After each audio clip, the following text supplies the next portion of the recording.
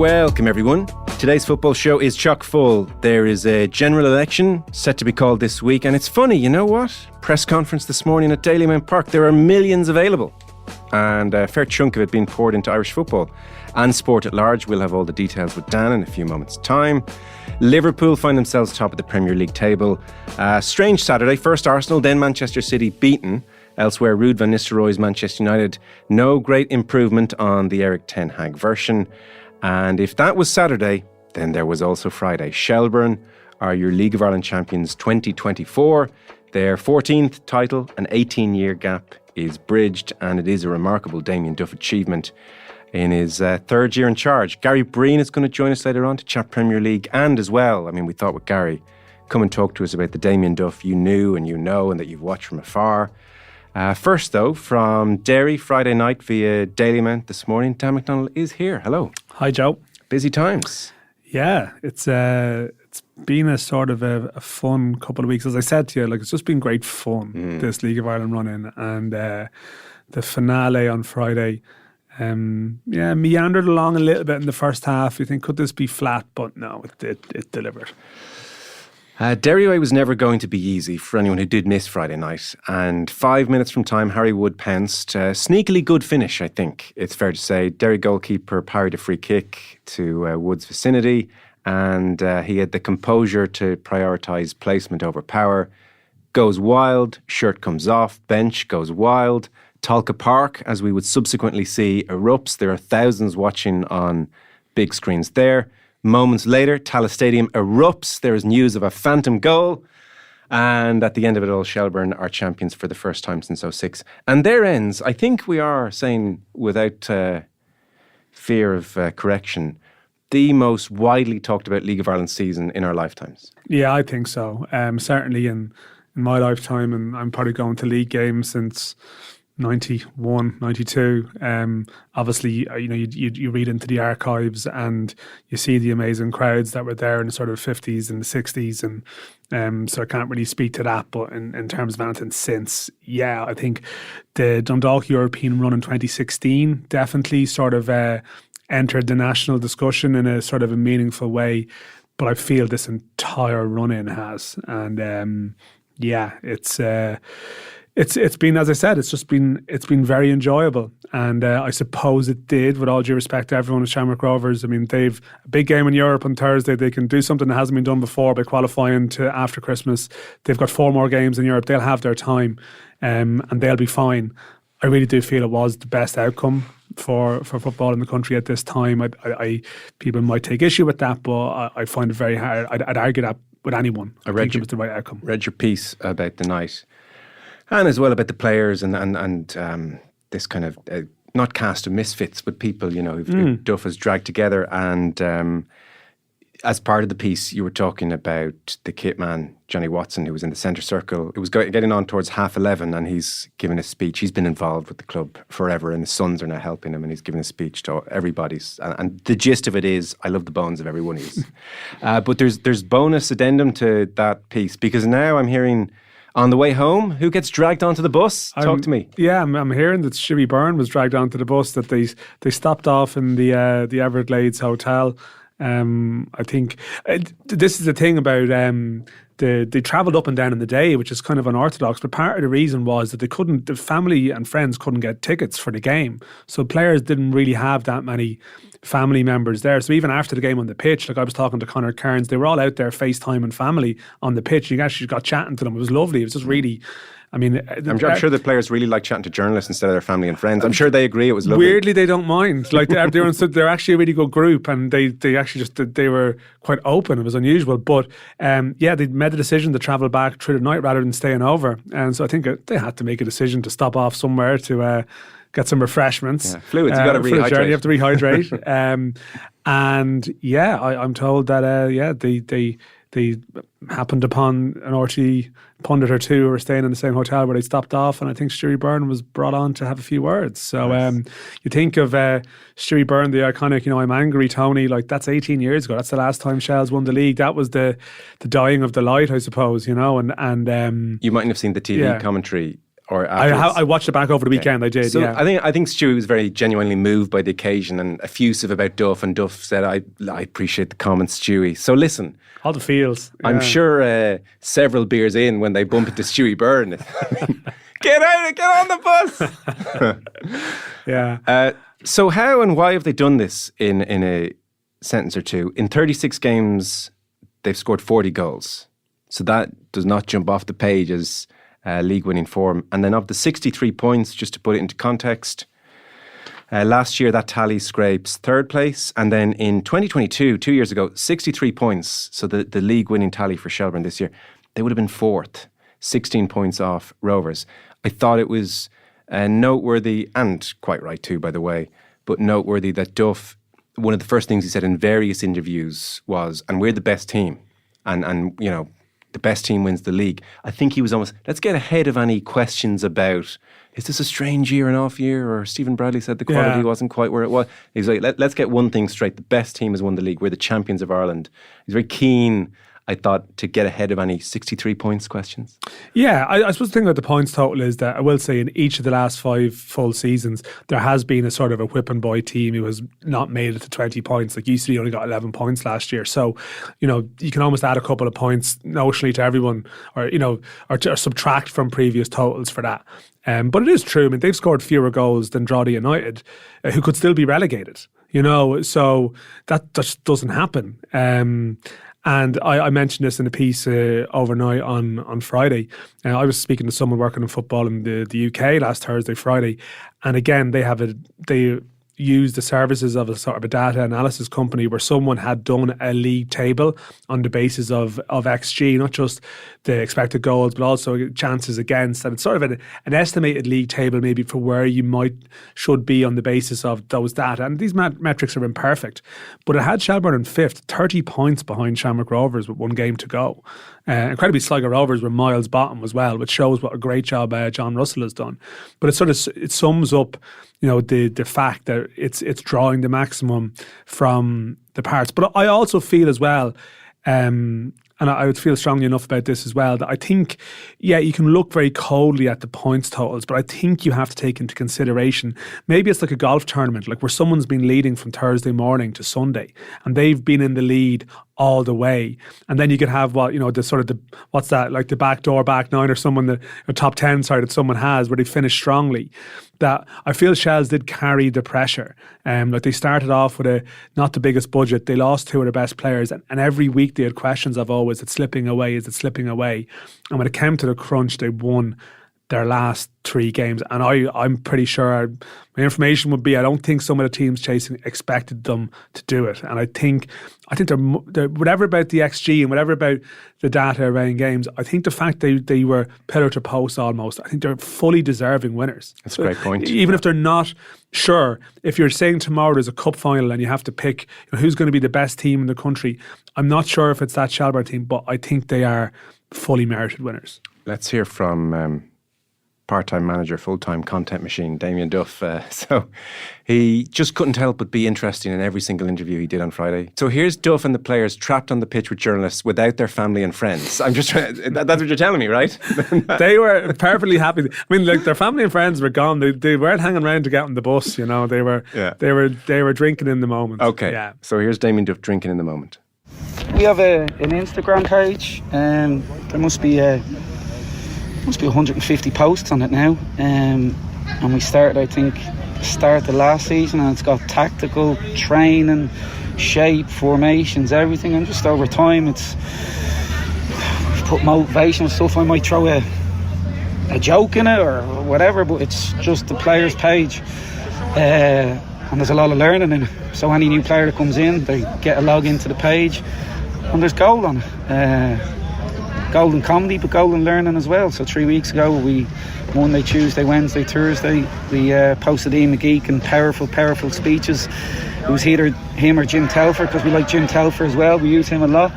But I got a private message through Neil Doyle off Ian McGeek, and so we just followed up with, on the day of the match, Ian McGeek and a powerful message.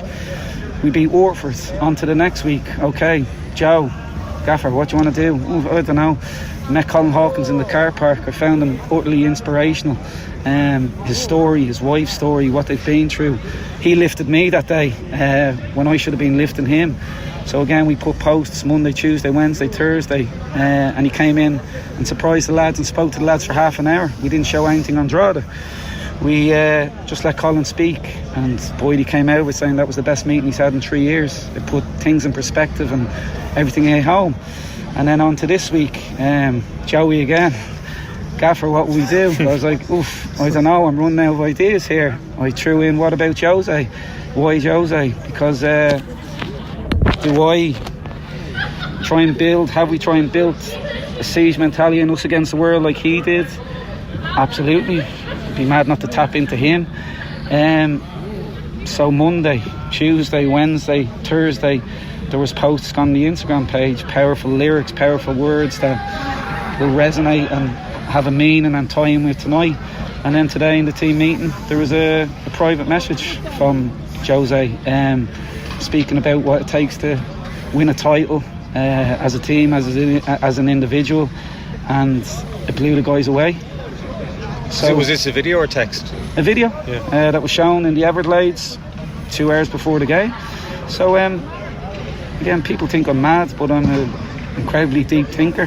Don't always get it right, but the last 3 weeks, myself and the staff, I'd like to think we have got it right. We've been so calm, and we've tapped into other people, because I don't think I'm any type of expert. I'm far from it. So, I mean, he's just so interesting and so open and so giving. He does not need to give any of that to the public, and yet he does. So how could you not be on side? And there's it's a struggle, it's a fight. We're the underdog. This isn't easy to us. I don't have all the answers. Like we're there's like a kind of chaos to the thing. Who are we going to get this week? All of it is just so appealing to everybody.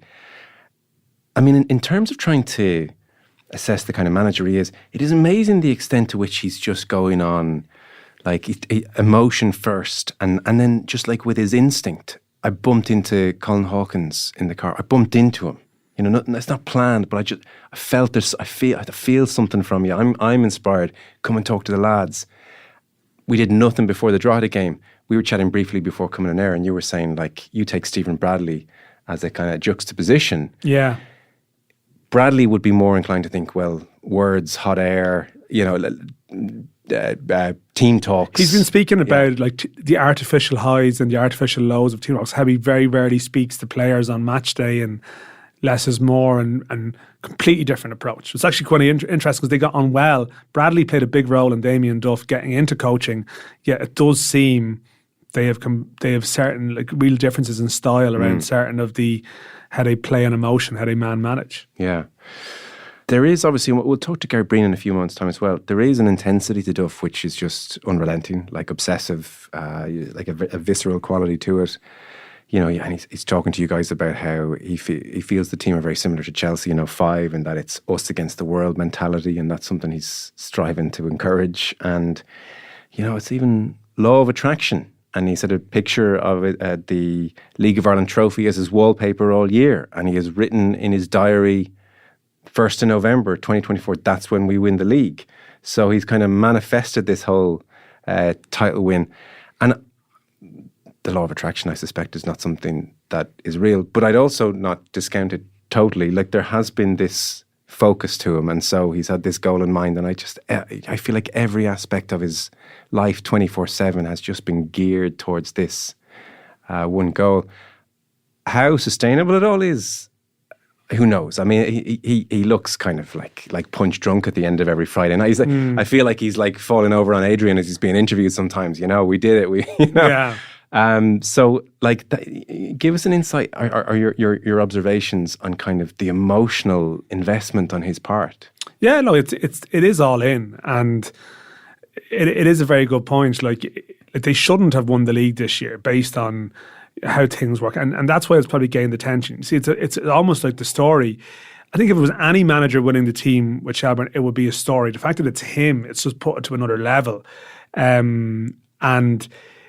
You do sometimes see these managers and you kind of wonder, how do you, what's the next sort of mountain to conquer. Like, this was the big one, and like, you would hope that it's Europe now, and next year it's about pushing on again. But it's almost hard to match what they've done this year. Like, you know, he could spend the rest of his life in management, and he might never sort of emulate that in terms of sort of upsetting the odds. You know, I think Shelbourne have plans to increase their budget. That'll bring certain different, you know, pressures and expectation and so on. And it can change the dynamic. And there is something special. It is true that a lot of his dressing room have been rejected from elsewhere. He's recruited a certain type of player who feed into that them against the world mentality. So I don't know where it goes next. It is like the realities of League of Ireland management are such that actually often, you know, the busiest time of the year can be November and December, when you have to go and sign players now and deal with all of that, and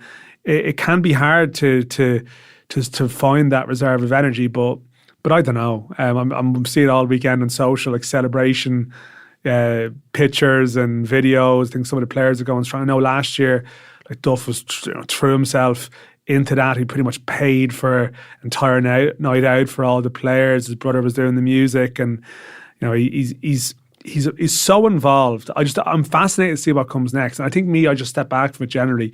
It's just great to have a storyline around us here, that there is just this general level of interest now that hasn't been there before. And I think we touched on it with Dion and Michael Verney last week. Like, he is giving something back to football here in a major way. And I know that mightn't be the motivation, and it can maybe rub people up the wrong way sometimes, because the nature of how people can be when someone is on that pedestal, and they'll find imperfections, and I'm sure there are plenty. But there's something about this story that is special, because so often our relationship with football here is, you just got to get out of here. You know, you just got to leave this place. And someone coming back to show, well, actually, you know, why don't we make this place a little bit better? And that would benefit all the other knock-on benefits will come with that anyway. It's been a sort of a great thing to watch. And I think Damien Duff, it doesn't necessarily, I think sometimes there is an element of, I don't like the media stuff, but, you know, I think he's aware of it. But I think come the end of the year, when, you know, various people are doing their awards, you know, Manager of the Year and Personality of the Year, or whatever it might be, there's different awards within football and generally within sport in Ireland. I'd find it hard to see him being knocked off the podium in any of those. Let's bring in Gary.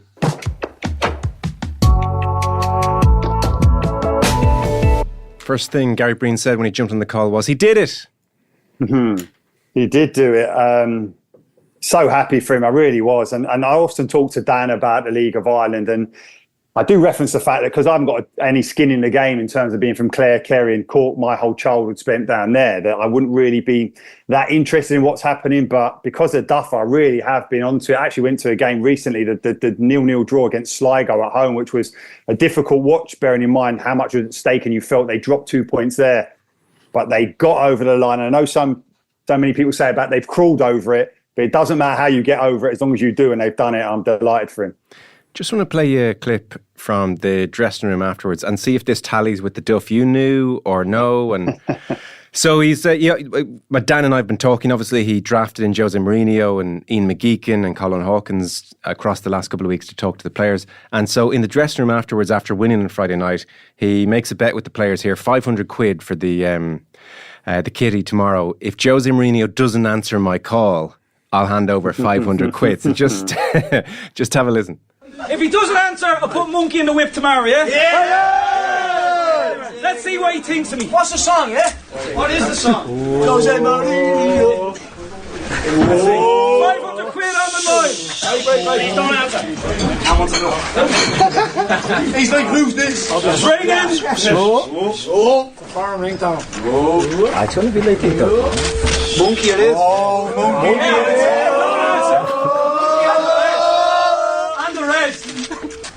Monkey, monkey, monkey, monkey, monkey, monkey, monkey. I'll go double our quits on the next one.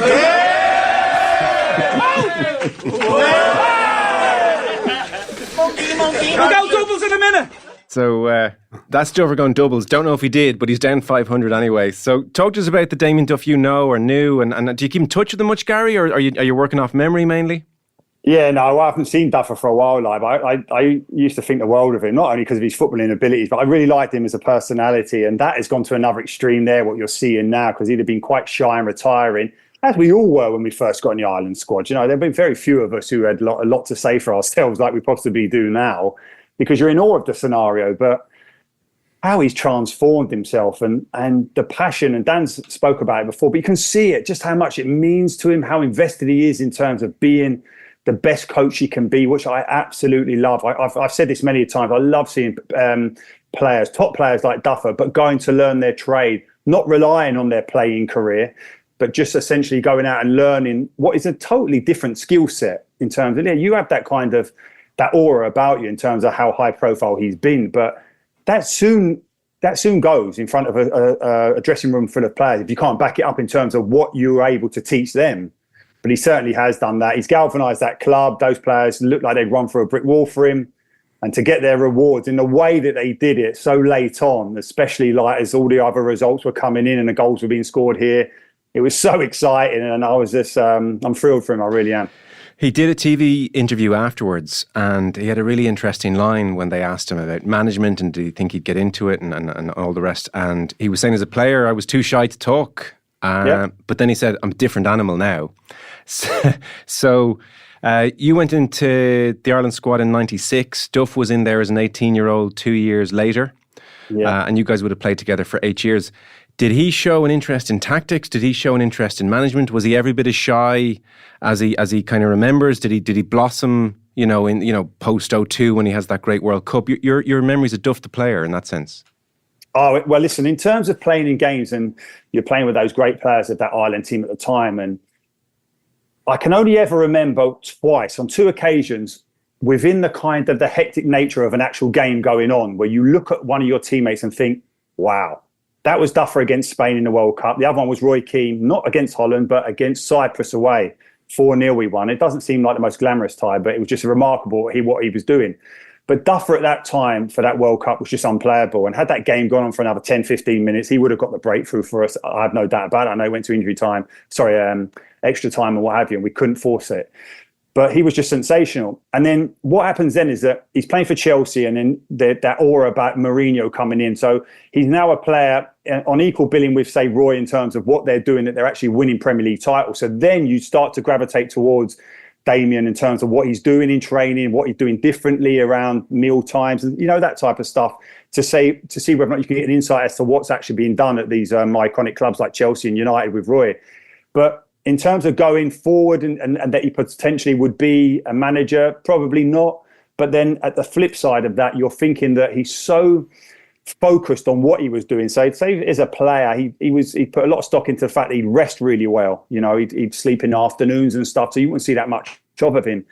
And you just feel that type of professionalism could lend itself to coaching. And I knew as soon as then that he went to Celtic, and I had a couple of friends up there who were saying he's so invested in it, he loves it, and the players love him. That's the crucial thing, is that the players have got to be able to respond to what you're doing, and they certainly have. I think it turns out we all from the outside completely misinterpreted the way you guys were talking about Duffer and rest. There's Duffer, where is he during the day? He's just asleep. And so I took that as, he's just so laid back. He's not too bothered. He's so relaxed. He just goes for a sleep. I now think you alluded to his professionalism. Yeah, absolutely. I now think it's more that than just, I'm not too bothered. I'm so casual. I don't care about this. I think he cares about it so much, he says, I'm getting sleep. Yeah, in terms of just how probably that message would have been seeping through, and whether or not he was doing it at Blackburn, I'm not sure. But certainly in his Chelsea days he was. And right. They're learning how to get the best out of their physical capabilities. So often you hear about Wenger, that the impact he made at Arsenal. Martin Keown's talking about it a lot in a recent book he's released, that how much he changed how they looked after themselves away from the pitch and ultimately away from the training ground and stuff like that. And I think it's just an example of that. Leadership is a vague term to use, and he was obviously in a room full of leaders in that Ireland dressing room when he was coming through. But even it's a silly thing. Obviously, it's a fun example where he's kind of making the bet with the lads, but he's kind of owning the room. He's so obviously the leader. And he did actually say at another point, I know how to run a dressing room. You know, I have a feel for these environments. Did he strike you as somebody who had natural leadership qualities in him? I never looked at him as a player and thought he was a leader. By his actions on the pitch, sure, but I never thought, actually, I didn't see the leader in him as a player in terms of his personality.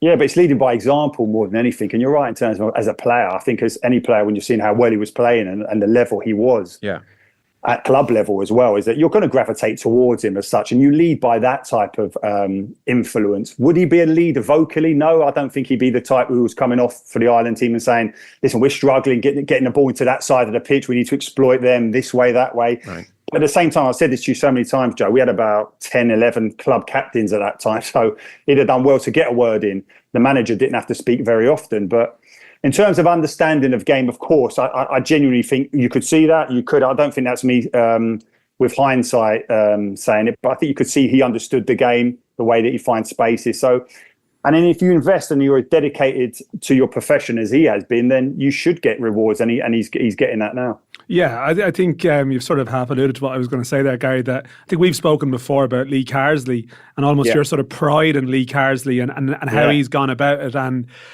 I mean, sometimes, as we know, like ex-players can maybe have an idea of what managing and coaching may be, and it's very different. Like you look at Carsley and you look at what Duffer's done.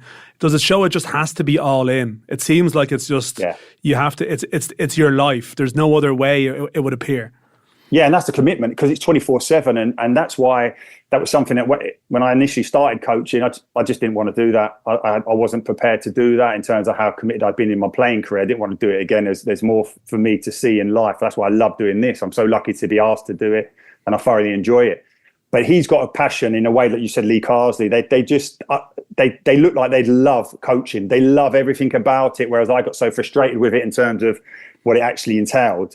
But they're very good at it. And do you know what, Dan? This opens up a massive argument now in terms of the fact that for me, these are the type of guys we've got to be getting through to look after our national team. It's all well and good, and I'm fully invested in Heimer and what he's trying to do. But Heimer's not coming to the table with anything different. Pretty basic stuff, isn't it? To suggest then that we're not even looking at our own because we're going to someone like him as opposed to Trapattoni with his rich history of coaching. Heimer doesn't have that. So that's why it's so frustrating. It's not me being against him, but I just want to give our guys the opportunity. Listen, people can counter that and say that look at the infrastructure the English FA have and the financial muscle that they have, that they can't produce their own managers, that they're going to Germany to get theirs. And it does ask the question, like when you're looking at the likes of Germany, that they give all these young managers an opportunity to be a manager and to show how good they are. And we're reluctant to do that. Duff has done that nationally with Shelbourne and to great results. I'm so proud of what he's done. I really am. To be fair, though, people were saying, well, Stephen Kenny, that CV is not good enough to be Irish manager. Yeah, no, listen, but it's not one size fits all. It's got to be one guy specific. And I think that, and in terms of what Stephen's gone back and done, perhaps in that run, if that season was any bit longer, perhaps we'll be looking at him as winning that title. And he's shown his quality. But he was just lacking at that highest level. That's fact. And I don't think Damien will be. Okay. Dan and I touched on something, and you've alluded to it there, Gary. I'd be curious for your thoughts on like his longevity. Carlo Ancelotti can manage till he's 100, because it's just his approach. Whereas like Duff, if I used the word earlier, he is like his style of management is like visceral. He's bearing his soul in interviews. He's hoarse afterwards. He looks like he's gone 12 rounds. He looks like he's played himself. He's, and he's stunned. He can work. He's grabbing the player, someone from the crowd to give a team talk. All of this kind of, it's emotion. It's all so emotive with him. I like the fact he would tell you himself he's got his head in his laptop every 10 seconds as well. So it's work rate at home as well. Is he going and he says, Joe, that his wife has to quite often say, "What have you said now?" Wow. And he gets a bit of check there because he probably needs that guidance. Yeah, don't we all? Well, I mean, you're talking about him getting the Irish job. I mean, he had to literally write a letter of apology for saying they should raise the FAI to the ground. And so, listen, we said this with Dan. His press conferences are brilliant, but at the same time, I have seen them thought, "Oh, Duffer, what are you saying? What are you saying? Don't tell me this is the biggest game in Ireland when there's a national game on, because it isn't. It might be the biggest game in Dublin, but Ireland's not just Dublin." Will he have to find a slightly calmer methodology, or just keep doing it? Yeah, will that come with experience? Because I think at times, if he's so intense, the players, they don't buy into it for much long because it can be too demanding. So it's up to him to keep changing that squad. Hopefully he'll be able to do that and improve it and really challenge again next year when the teams will be strong. Of course, Rovers with the European money and the other teams that are looking good, like we said about Stephen Kenny's team. So he has to go again. And that's the thing. It can be so physically and mentally draining. And he is so intense. He's going to have to learn that skill, which top managers do, that when you have that ability to step away from it and just breathe a little bit and then go back to it again. Yeah. I must admit, I did see footage of Jose Mourinho at the weekend. I don't know if you saw this after his game in Turkey, been taken down the tunnel, gesturing in the air at the crowd. I don't know what age Jose is now, but I mean, Duff is he admitted to us on the pitch on Friday that, look, yeah, he's happy to draw on that type of style, that type of personality. And I'm not sure if it's ever going to be any other way with him in management. But that does mean, sometimes it might not be what people at Shelbourne want to hear, but it does sometimes mean that the idea of staying at a club for 7, 8, 9 years just isn't feasible. That you just have to do that. I mean, Mourinho, obviously, as we know, has done short, sharp sort of stints, and you just wonder with Duff, will that end up being the thing in time? Because I would wonder, the intensity he operates at. And Gary, you know it. What happens when you take work home with you in football. You need, at some point, it has to be a slight danger of a burnout.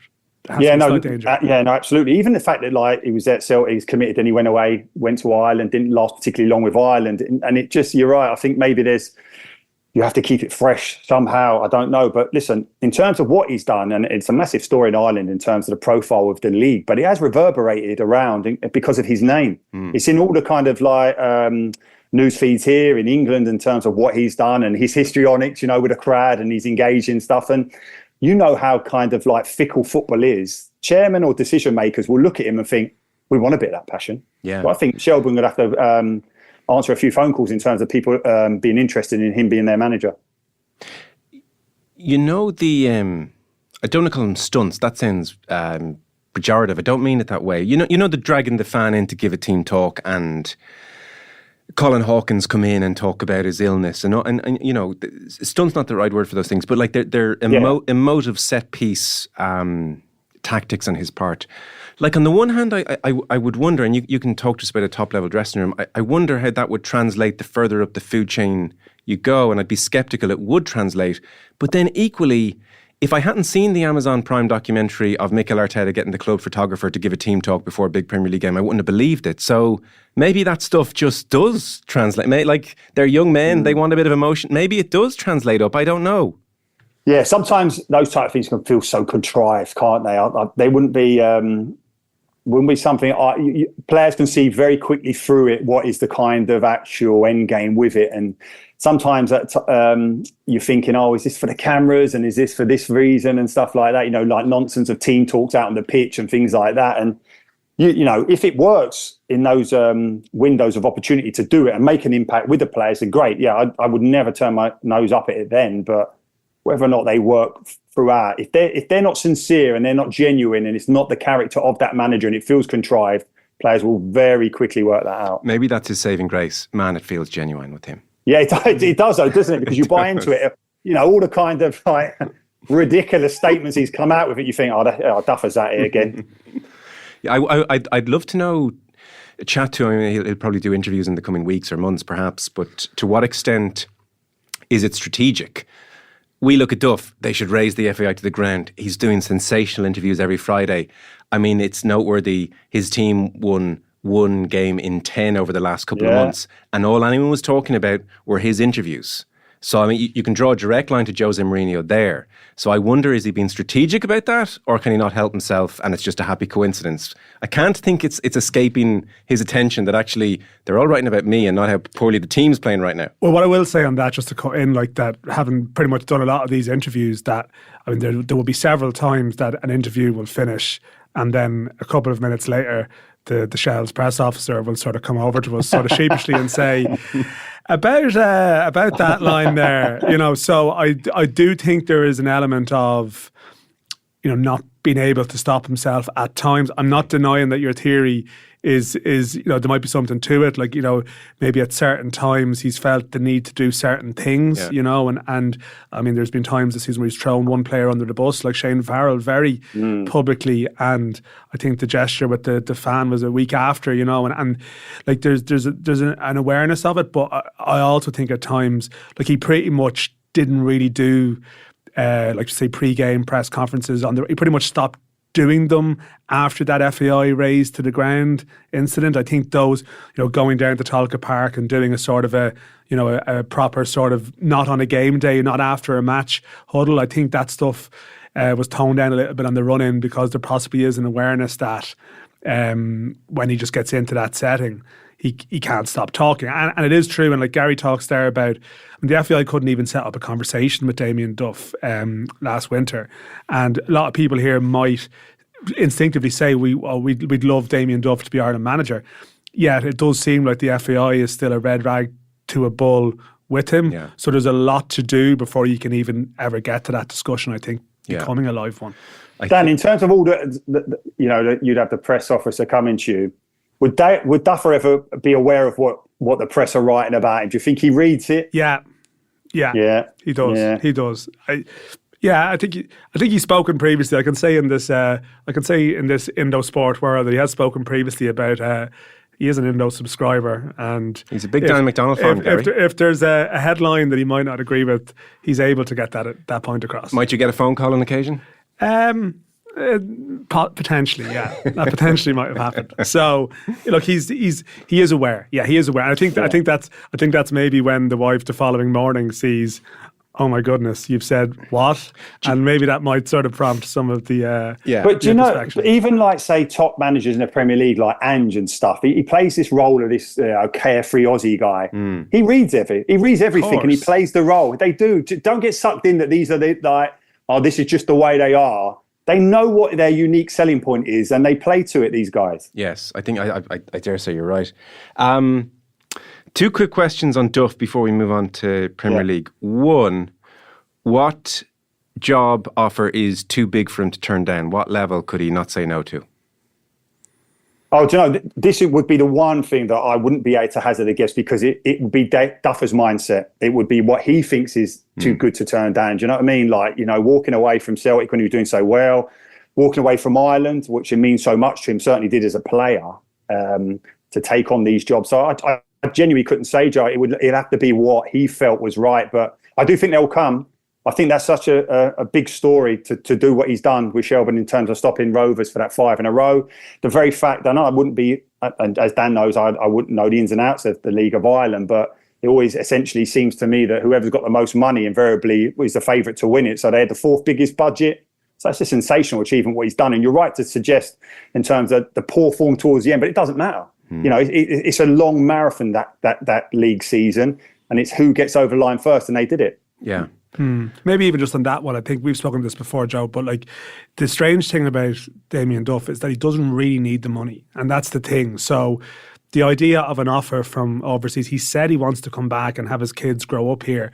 Now, of course, we all know football, things can change. We all know life can change, and you know, he suddenly might realise I'm really good at this, and that can change your perspective. But he's not quite the flight risk that other managers would be, who may just see any opportunity as a shop window. I think he'd be more calculated with it. When I said what offer too good, I wasn't even thinking finances actually with him.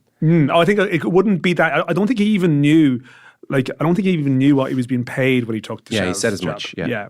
Yeah. But I'm just... That's legitimate as well. That's not as a line either, by the way. I think that's... He actually didn't know. Yeah, he had a rolling contract. Now, he did sign a contract in the summer that's a little bit more fixed term, but his contract prior to that was sort of just rolling along. Yeah, it's just, I don't know, an upper top 5 championship club, if they were to take a shine to him, that's a difficult opportunity to turn down.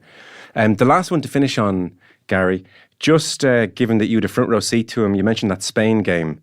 Yeah. In Premier League games or in training, you know, we're all getting on a little bit. There are younger listeners right now. They may not realise just how good peak Damien Duff was. So talk to us about what he was like out there. Amazing. Just think about a quintessential winger. Just gets the ball, can drop a shoulder and go both ways, could finish, was aggressive, leaned into you, like the physical contact. And of course then played centrally in that World Cup with Robbie Keane and was just unbelievable in that deeper striker position, number 10. A truly brilliant player. I think, well, in my mind, definitely goes into Ireland's greatest ever 11. That good. And if you even talk about players who were mentioned the best players they've ever played with or against, he will always be in that conversation. He was that good. He really was. And even in training, and you have to remember that at that time, we had incredible right backs. So in shape of play, you'd have had up against Gary Kelly, Steve Finnan, you know, top right backs, and he would still be able to drop shoulders on them and beat them. And he was a remarkably good player. Yeah, he really was. All righty, we're going to pause for a second and talk some Premier League.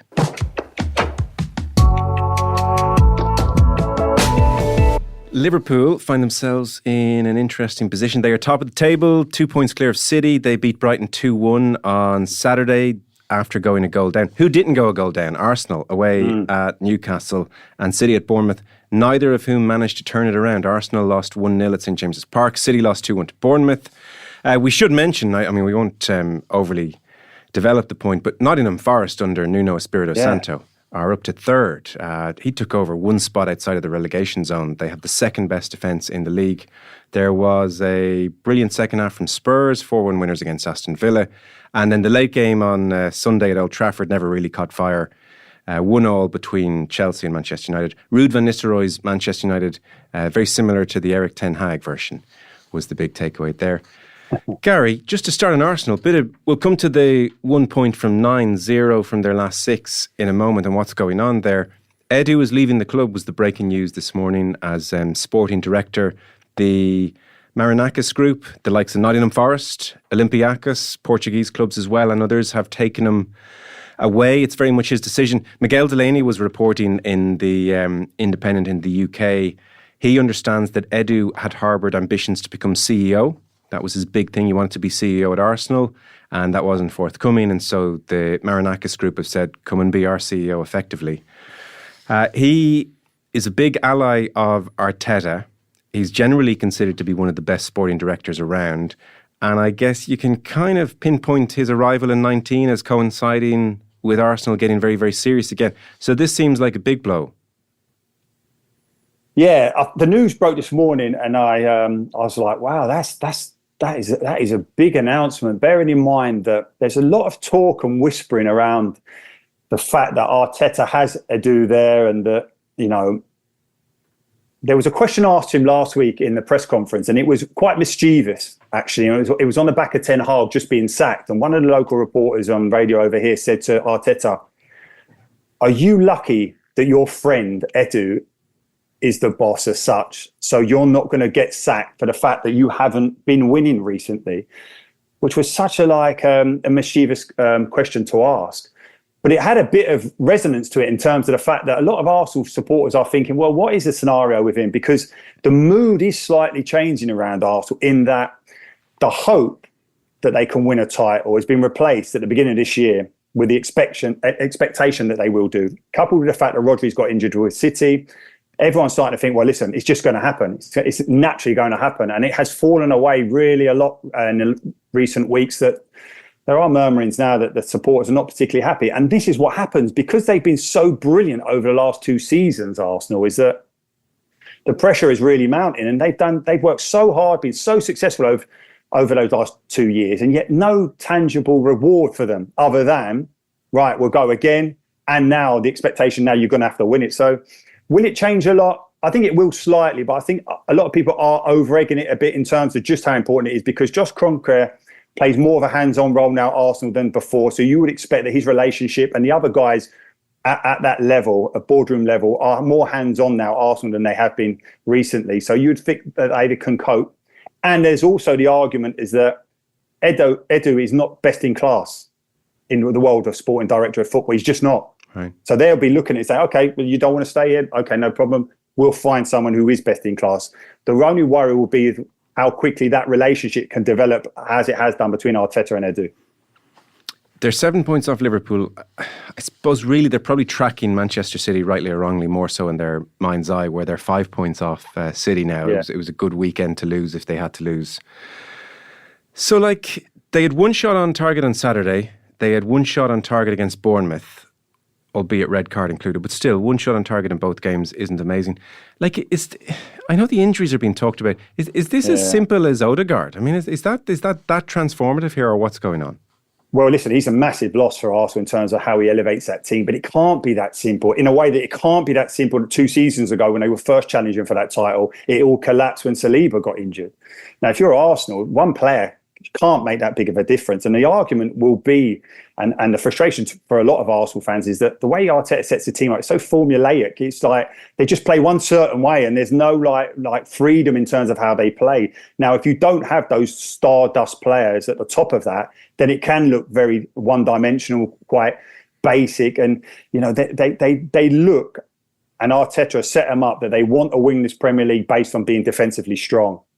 But to do that, and when you are keeping it, you need that outlet. You need to have that ability to attack the team. And Odegaard links it all. He genuinely does. It's not just what he does, creativity. It's his leadership. It's his pressing. It is so much what he does. And he is a big miss, but there is talk that he'll be back within the next couple of weeks.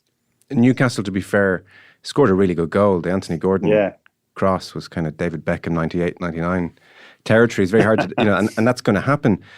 It's just, that's interesting you talk about them almost looking a bit basic, because watching the game, it was strange to see Arsenal so kind of just one-paced in attack and never really threatening Newcastle's goal in the way that City had that late surge against Bournemouth and get chances and almost kind of rescue it. Arsenal actually never really looked like rescuing that game. Well, Rice has a great chance. He's got to score that header right at the end. But you're right. And it's not...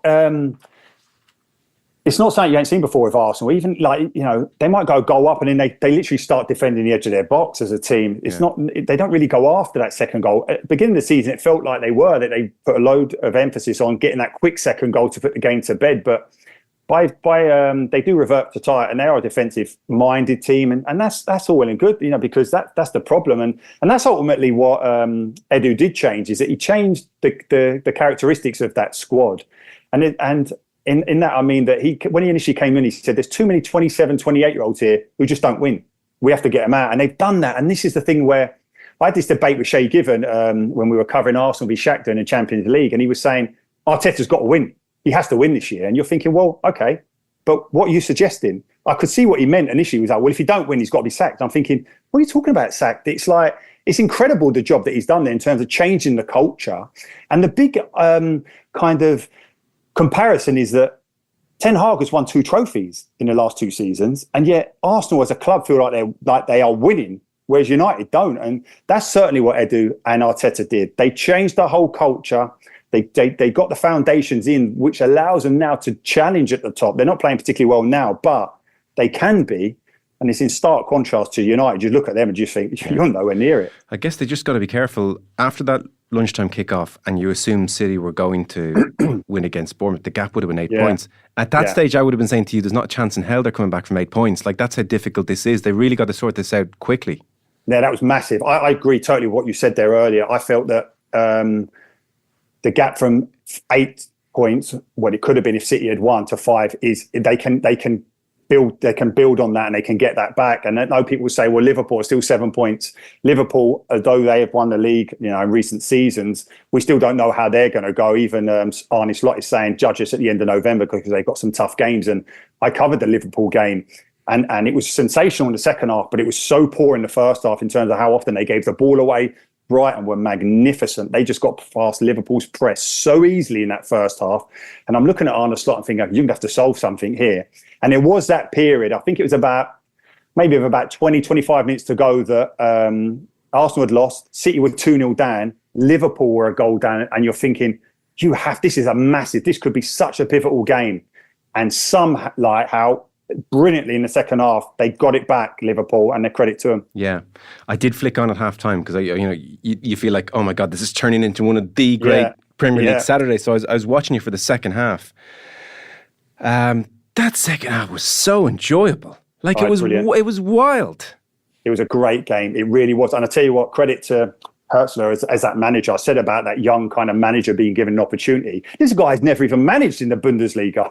And yet Brighton are taking him into the Premier League and giving him a job. And I'm thinking, well, it's a big ask following De Zerbi. I know De Zerbi got a bit narky towards the end and they were happy maybe to see him go. But in terms of how he's got that Brighton team playing, they were brilliant. They really should have gone 2, maybe even 3 goals up. Caoimhin Kelleher made this unbelievable save, 1v1. And if you think about his saves, we've seen it so often. You know, when he comes out so quick and he just saves it. Because, it doesn't happen as much this season in terms of Liverpool getting played in behind that high back line. But it did. There was a brilliant ball in behind Van Dijk. And Caoimhin came out and made a great save, a crucial save at the time. Is Van Dijk on his game at the moment? Yeah, no, he is. He does look good. He looks strong. But he just got caught out by a brilliant ball and a brilliant pass. And Rutter just looked like he was going to score and Caoimhin made the save. Brilliant. Yeah, I see. I'm taking 2 and 2 there potentially. He was caught out there and people were...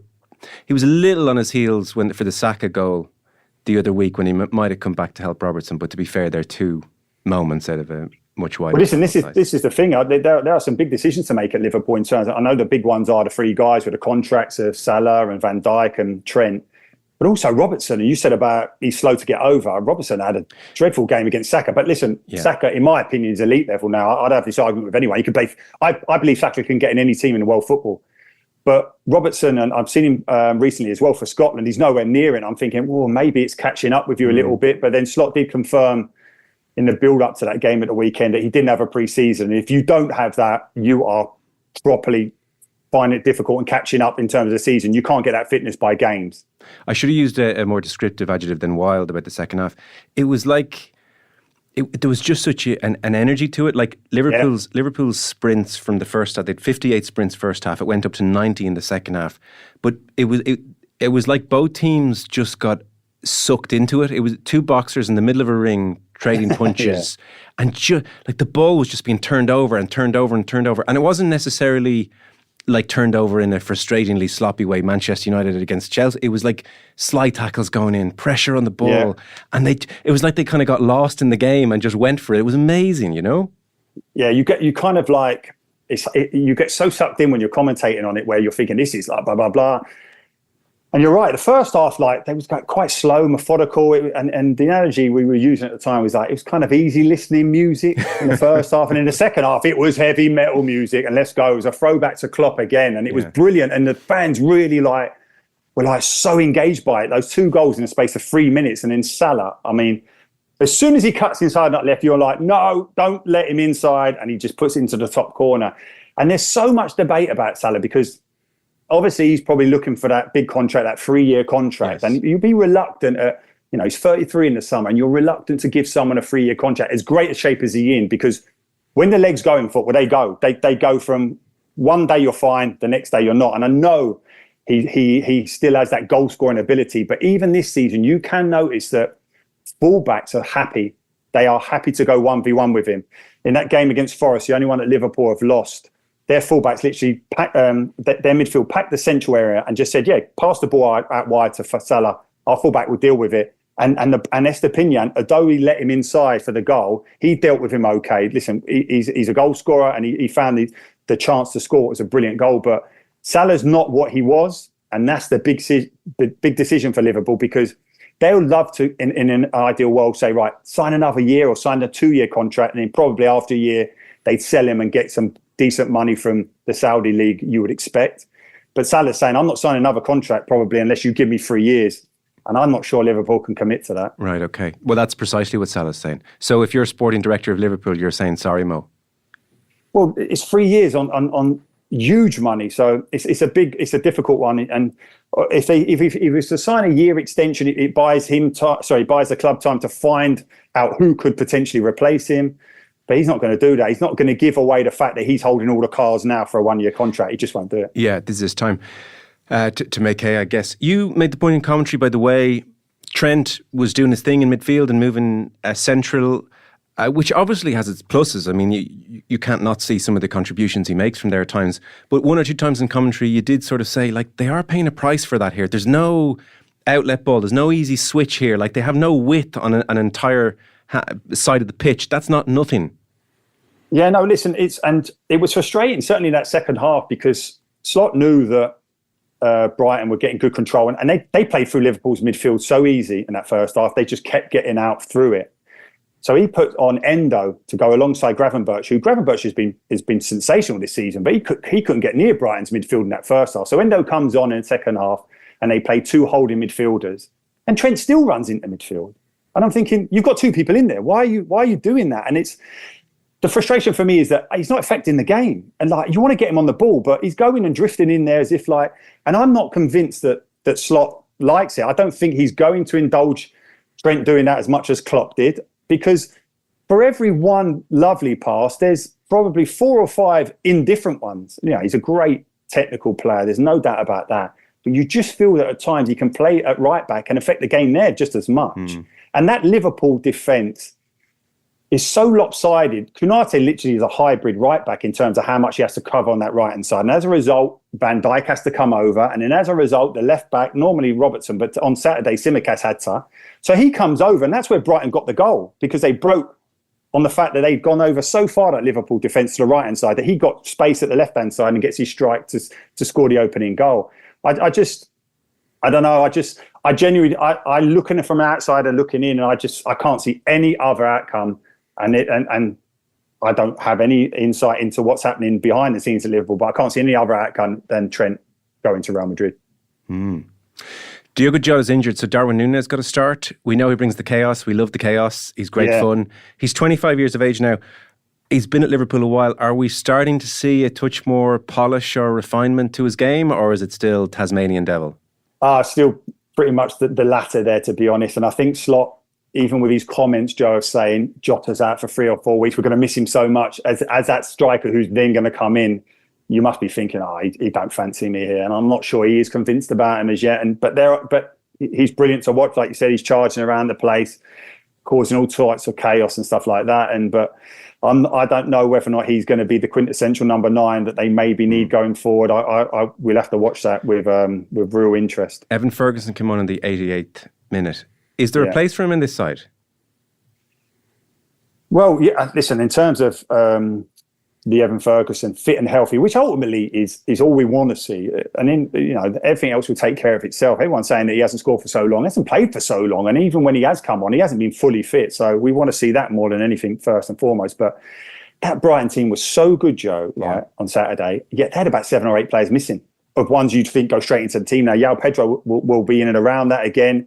I think it's going to be his game time will be difficult to get, but like anything in the Premier League, when you get the opportunity, you have to take it. And if he gets it, then the hope is that he will. But any minutes he's getting now until that international window are great. I know it's only 3 or 4 minutes here, but the training as well from being healthy will be great for us in terms of those games in November. Okay, just to finish up then, City lost. They could have nicked it at the end. Bournemouth were very, very good. Pep is talking about how his players either have no minutes in their legs or too many minutes in their legs. And so they're kind of in a difficult-ish spot at the moment, albeit you wouldn't anticipate crisis. I sent you a clip from Old Trafford of the game yesterday, which was a very average game. You're kind of disappointed in Chelsea. You thought they might go for it a bit more, but they never got going really either. But it's Garnacho losing the ball when really he shouldn't have lost the ball. Yeah. And then not chasing back. And then it's Casemiro, looking like the elder player that he is, trying. It's not, no one comes out of it well, but trying and failing to catch up and commits a foul, but then turning around and just the sheer frustration with Garnacho. And it just highlights you've got players whose legs have gone doing his damnedest, but he knows what's right as well on a football pitch. And you've got Garnacho It's just the habits in these players are atrocious. Yeah, you say he was trying to get back. He wasn't trying, and that's no, the problem. He wasn't. No, that's the wrong word. Casemiro was trying. Garnacho was not trying. Yeah, listen, I've covered a lot of United at the moment in the Europa League on Premier Sports, and it's hard at times to watch it without saying the same thing, because Garnacho, in terms of when they're running forward, they're flying machines. And yet, getting back, and I referenced earlier about Saka could play in any team in the world, and because he does that, he puts his shift in, he gets back, he does his work, and then he's a threat going forward. But Garnacho, and it's not even just that. It's like Garnacho, every time he gets the ball, just drives inwards to shoot. There's no way Højlund's ever going to score the goals you would expect a Man United centre forward to score, because they just don't pass him the ball. Rashford's the same. Like, you could see, do you remember that brilliant bit of skill by Palmer? It's amazing touch. He just touches it into midfield and gets on the end of it. The reason he gets on the end of it is because he just walks past Rashford, just lets him go past him. And this is the problem with United, is that, you know, they're just nowhere near it. And then Nistelrooy then comes on after and say they're a great bunch of lads, and you know, they work their socks off and blah blah blah. And then this morning I've heard or seen comments in my newsfeed that the players want Ruud to stay. Yeah, we want to stay. I thought, who cares what you want? You've had your chance to do all your talking. You ain't got no say in this. And Van Nistelrooy, I just don't. I don't know. He had brilliant positioning as a centre forward, let me tell you. And I think he's got quite good positioning as a coach in terms of manoeuvring and getting himself into scenarios, because he comes in as Ten Hag's number 2. And I'm not going as far as to say Ete Brute, but he didn't feel comfortable watching. And now he's saying, I want to be part of the new manager's staff. No, I'm not sure about that. And I would couple that with say, okay, if you're a coach and your skill set and what you are coaching, so you must be you must be a forwards coach. That I would suspect that's his role. This team don't score goals. Well, it just shows you can't teach finishing. I mean, if he can't teach them how to finish. Well, if you can't teach it, then what are you doing? Essentially, like, you should be able to, like, you can teach it, Joe. You can. Well, it's. I mean, he was taught it as a player. You can teach it. I don't know. I mean, look at their finishing. I don't know if it's. I'm not as convinced it's as teachable as we all think. Well, top teachers can do it. Maybe. Who's the best finishing coach you ever saw? Well, I wouldn't be up that end of the pitch, I'm afraid. I don't know. In terms of David Connie was a very good coach, actually. Okay. Very good coach as a forward. Yeah, would have done a lot of stuff in terms of how good you can be at it, and you know, the art of it, body movements and stuff like that, which are. And having that calmness in front of goal. But would you agree, though, that calmness, there is a certain innate aspect that finisher. You see some players and you sort of think, oh, he's never going to be a great finisher. And right, it stays that way for a decade later, they still have it. Whereas the first time I saw Van Nistelrooy for Manchester United, and he was in 1-on-1 and he took around the keeper and it was like barely a bead of sweat off, and I thought, oh, this guy's a finisher. You know what I'm saying? Yeah, no, absolutely. But I would also say then, if you're thinking about the impact that Arteta had as a Manchester City coach in terms of Sterling, working on him, and then suddenly for City started scoring, didn't he? And he didn't look as erratic as we'd probably seen him in his Liverpool days, and certainly at the beginning of the City. I agree with you. He made a difference. But I guarantee you, right now, and Sterling's still only 29, if I'm picture a scene for Chelsea and he's just been played through 1-on-1 and he's running from halfway and he's got 5 seconds to think about it, and I said, Gary, your mortgage is on this, what are you saying to me? I'd be saying he don't play for Chelsea, he plays for Arsenal, and I would not be backing him anyway. Yeah, exactly. So I was saying, I hope it falls to Saka. So I agree with what you're saying. Natural finishes, yeah, because... But you can improve. You can improve, You can improve, yeah, you can improve. And I'm not seeing... This is the worst ever start to a Manchester United season. So Van Nistelrooy has to take his part in that. You know, don't just suddenly just wash your hands of it as it seems to be. And we talked about, you know, how contrived certain managers can be. All that celebrations against Leicester, and then the celebration for that first goal, that was contrived. The polo neck. Yeah, although he's in great shape, it fits in better than it did Ten Hag. So if you're Ruben Amorim and Ruud is saying, "Listen, I can hang out here. Do you want me?" You're kind of saying, "Ruud, I love you. That's why it's so hard to cut you." I would be thinking that Amorim has got so much work in terms of coaching the players. I don't think he should be coaching the coaches. I would hope that he brings his own team so he can hit the ground running. Great stuff. Thank you so much. Thanks, lads. I wouldn't say I've buried the lead. Obviously, the lead, I think, is Damien Duff. But in terms of long term, today, or last night rather, when it was all leaked or published. Was it leaked or published last night? Oh, no, that was one of the comments today. Some politicians just wanted their name to be associated with this. Okay. Alan Farrell, congrats, hat tip to Alan Farrell, for breaking that one. Okay. The sense is Simon Harris is going to call an election on Thursday, and wouldn't you know it, we have money, everyone. Money for everyone. But that very much includes, I think, in the major sporting infrastructure funding published today, which came to about 176 million. A reasonable proportion is going to go to major League of Ireland infrastructural projects. You were at Dalymount today. Yeah. For the announcement, Dalymount being the biggest recipient. It is, yeah. So how much? So give us the figures. What's League of Ireland getting? Yeah, League of Ireland is around 43 million or so. 24 odd for Bows, for Dalymount, 16, I think 16.4, I think 24.7 for Bows, 16.4 for Sligo Rovers, and then a smaller amount for Wexford FC, but significant. They've got a project. It's stage one of something for them. They're going to have to leave their stadium because of the M11 motorway extension. So they're moving to the town, which would be great for them. And I should say, so 43 million of 176 million. The league and Irish football has been neglected for a long time, but it's worth stating, of that 176, for instance, there are monies going to swimming pools here. Like, this is an across the board. There are many sports who all want money. 43 million of 176 is a very good innings here. Yeah, no, it's substantial. Yeah, no, I read, obviously Frank Roach writing here for so the GEA perspective and various grants. And I mean, there was some substantial, GEA awards as well, and Cavan and the Dublin Complex and Spawell and a few others. But it's unusual to see the line almost, League of Ireland clubs, the biggest recipients. Do you think that does reflect a sea change in how government are looking at Irish football now? I think so, yeah. I think A, reflects a sea change of how government are looking at it, and B, probably reflects a new organisation and how you go about getting that funding from that side. The FEI had to give in a list. How this worked is that the FEI did have to give in a list of preferences for projects under their jurisdiction, I suppose, and they did put Bows number one, but Dublin City Council also wanted that done. Sligo Rovers was number two. So there's a collective aspect to this. Sligo Rovers are very politically aware. The late Tommy Gorman actually would have played a big part in that. Simon Harris was in the showgrounds. When you consider Finn Harps can't get anything done in Donegal, they still have funding they can't draw down. It's been really, really difficult for them. Sligo Rovers almost in one go, because they're very connected with their community. I think the TDs there see the value, as Frank Fian, who broke that one, running up the steps to the stadium.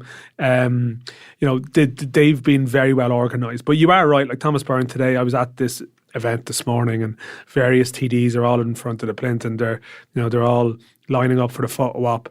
But Thomas were almost going out of his way to talk about League of Ireland clubs and what they've done. And I think there is definitely a degree of a sea change there, but also a degree change of an element of football just finding its voice a little bit more effectively. And it doesn't always have to be through, there was a top-down thing where everything had to go through the FAI. I think clubs realise you have to get your own house in order, and that gives you a stronger case. Any politicians with eye-catching, for good or bad reasons, keepy up his game headers? There was